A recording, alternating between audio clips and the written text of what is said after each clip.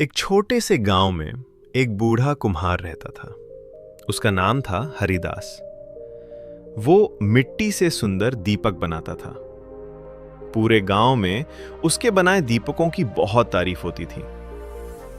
एक दिन उसने दो खास दीपक बनाए। दोनों बिल्कुल एक जैसे थे। रात हुई। हरिदास ने दोनों दीपकों को अपने सामने रखा। पहला दीपक बोला, मुझे बाहर मत रखना। अगर हवा आई तो मैं बुझ जाऊंगा। अगर लोग मुझे छुएंगे तो मैं टूट जाऊंगा। दूसरा दीपक मुस्कुराया और बोला, दीपक का काम जलना है। अगर अंधेरे में ही ना जले तो फिर बनने का क्या मतलब। अगली शाम गांव में बड़ा उत्सव था। पहले दीपक को हरिदास ने घर के अंदर एक अलमारी में रख दिया। वो सुरक्षित था, न हवा न कोई खतरा। दूसरे दीपक को गांव के पुराने मंदिर की सीढ़ियों पर रख दिया गया। रात गहरी होने लगी। तेज हवा चलने लगी। दीपक की लौ बार बार कांप रही थी। वो डर गया।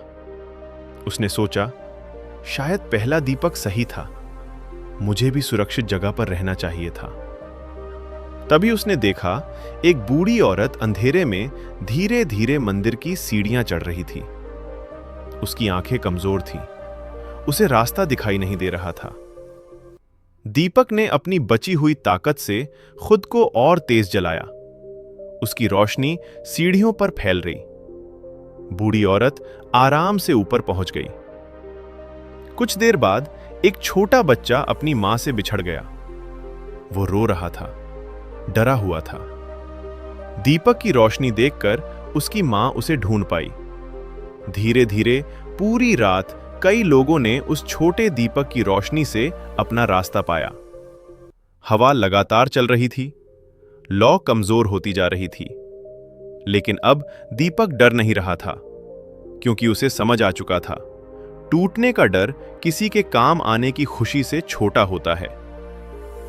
सुबह हुई। दीपक लगभग बुझ चुका था। हरिदास मंदिर पहुंचा।